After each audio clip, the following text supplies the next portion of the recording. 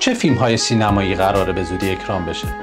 آیا تو هم هنوز هیجان دیدن فیلم‌های جدید رو داری؟ سلام، من روحام هستم و به کانال من خوش اومدید.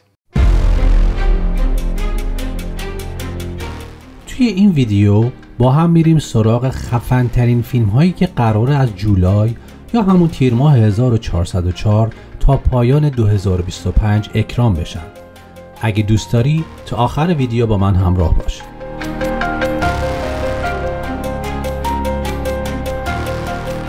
Jurassic World Rebirth، دنیای جوراسیک، تولد دوباره، به کارگردانی گرت ادواردز. بازیگران اسکارلت یوهانسون، روپرت فرند. خلاصه داستان: 5 سال پس از فیلم دنیای جوراسیک سلطه، یک گروه اکتشافی به مناطق استوایی دورافتاده میرن تا دی ان ای 3 موجود عظیم الجثه ماقبل تاریخ رو برای پیشرفت پزشکی پیشگامانه استخراج کنند. زمان اکران این فیلم 2 جولای 2025 یا 11 تیر ماه 1404. بودجه تقریبی این فیلم چیزی بالغ بر 180 میلیون دلاره. The Old Guard 2، گارد قدیمی 2، به کارگردانی ویکتوریا ماهونی. بازیگران شارلیز ترون، کیکی لین. خلاصه داستان: اندی و تیمش به مأموریت خودشون برای محافظت از بشریت ادامه میدن. این بار اونا باید با یک دشمن جدید و قدرتمند روبرو بشن، در حالی که با مشکل بازگشت یکی از جاودانه ها که تصور میشد مدت‌ها پیش گم شده هم باید دست و پنجه نرم کنند. زمان اکران این فیلم 2 جولای 2025 یا 11 تیر ماه 1404 است. بودجه این فیلم 140 میلیون دلاره که نسبت به قسمت اولش 2 برابر شد. پیشنهاد میکنم اگه قسمت اولش رو ندیدید اونم حتما ببینید. سوپرمن، به کارگردانی جیمز گان. بازیگران دیوید کورنسوت، ریچل بروسنهان.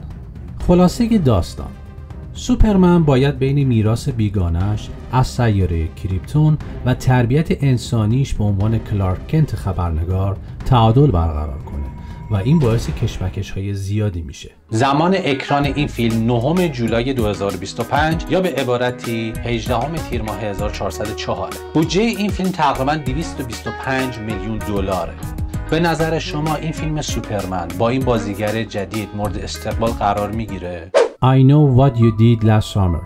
من میدونم تابستان گذشته چیکار کردی. به کارگردانی جنیفر کیتن رابینسون.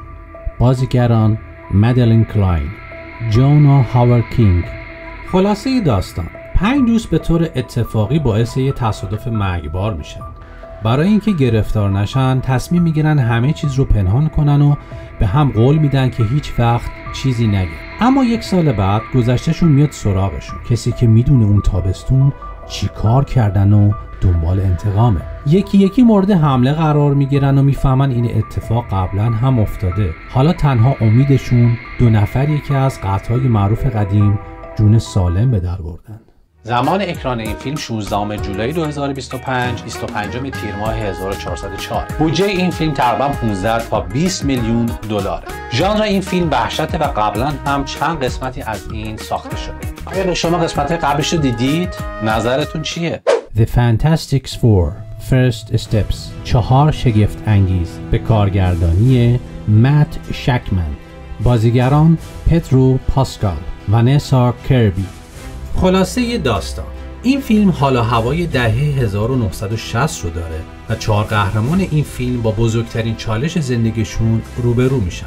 اونها باید بین مسئولیتشون به عنوان قهرمان و پیوند خانوادگیشون تعادل ایجاد کنن، در حالی که زمین مورد تهدید یک خدای فضایی گرسنه قرار گرفته و درست وقتی که فکر میکنن اوضاع نمیتونه بدتر از این بشه، این تهدید به موضوعی کاملا شخصی تبدیل میشه. زمان اکران این فیلم 23 جولای 2025 یا اول مرداد 1404. بودجه این فیلم یکی از پرهزینه ترین پروژه های استودیوی مارول محسوب میشه و طبق گزارش های منتشر شده 250 میلیون دلاره. هپی گیلمور 2، گیلمور شاد 2، به کارگردانی کایل نیوچک. بازیگران آدام سندلر، مارگارت کوالی. خلاصه داستان: سالها پس از قهرمانی افسانه‌ای در گلف، هپی گیلمور با بازی آدام سندلر از بازنشستگی برمیگرده تا با مشکلات زندگیش دست و پنجه نرم کنه و دوباره انگیزه زندگیش رو پیدا کنه. زمان اکران این فیلم 25 جولای 2025 یا 3 مرداد 1404. بودجه تقریبی این فیلم $30 میلیون. The Naked Gun، تفنگ برهنه، به کارگردانی آکیوا شافر با بازی لیام نیسن. خلاصه داستان همون داستان معروف از سری فیلم های تفنگ برهنه، ولی با بازیگری جدید لیام نیسن. زمان اکران اول آگوست 2025 یا 10 مرداد 1404. بودجه این فیلم به طور رسمی هنوز اعلام نشده، ولی تخمین میزنم بین 50 تا 70 میلیون دلار باشه. نوبادی پارت 2 به کارگردانی تیمو جاجانتو. بازیگران باب اودنکرک، کانی نیلسن. خلاصه داستان: هاچ منسل یه پدر آروم و معمولی که تو حومه شهر زندگی میکنه. وقتی یه شب دزد به خونه‌شون میزنه و اون واکنش نشون میده، کم کم گذشته خشن و خطرناکش رو لو میده. اما این فقط شروع ماجراست، چون با این حرکت یه سری اتفاق زنجیره‌ای به راه میفته که نه تنها رازهای پنهان زندگی خودش، بلکه گذشته مرموز همسرش رو هم رو میکنه. زمان اکران این فیلم 15 آگوست 2025 یا 25 مرداد 1404. بودجه رسمی این فیلم هنوز اعلام نشده، ولی تخمین میزنن 50 تا 80 میلیون دلار باشه.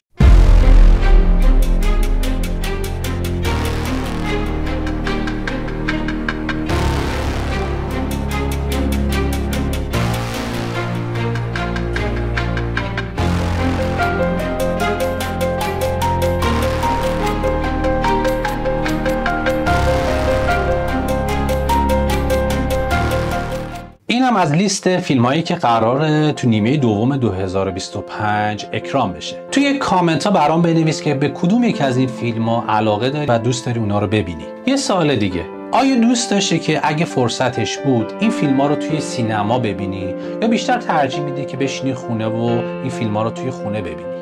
نظرت برای من خیلی مهمه. حتما توی کامنت ها به من بگو. اگه ویدیومو دوست داشتی ممنون میشم ازت که ویدیومو لایک کنی و کانالمو سابسکرایب داشته باشی. تا ویدیوی بعدی، خداحافظ.